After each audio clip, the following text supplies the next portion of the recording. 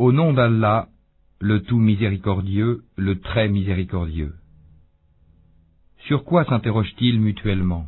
Sur la grande nouvelle, à propos de laquelle ils divergent. Eh bien non, ils sauront bientôt.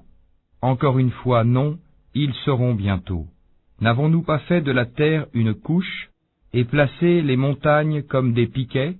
Nous vous avons créé en couple, et désigné votre sommeil pour votre repos, et fait de la nuit un vêtement, et assigné le jour pour les affaires de la vie, et construit au-dessus de vous 7 cieux renforcés, et y avons placé une lampe, le soleil, très ardente, et fait descendre des nuées une eau abondante, pour faire pousser par elle grains et plantes, et jardins luxuriants.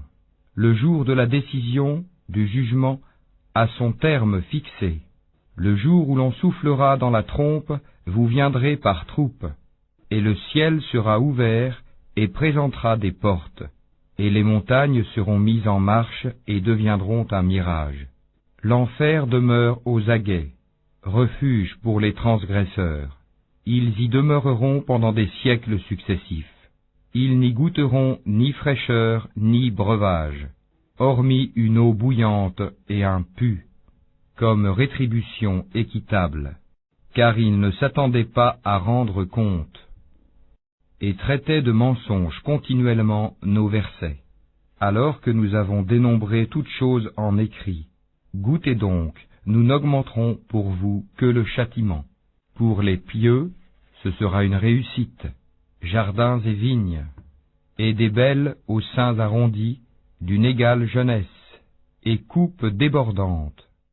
Ils n'y entendront ni futilité ni mensonge, à titre de récompense de ton Seigneur et à titre de don abondant, du Seigneur des cieux et de la terre, et de ce qui existe entre eux, le tout miséricordieux, il n'ose nullement lui adresser la parole.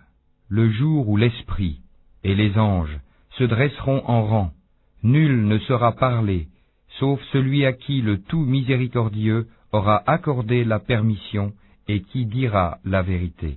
Ce jour-là est inéluctable. Que celui qui veut prenne donc refuge auprès de son Seigneur. Nous vous avons averti d'un châtiment bien proche, le jour où l'homme verra ce que ses 2 mains ont préparé. Et l'infidèle dira, hélas pour moi, comme j'aurais aimé n'être que poussière.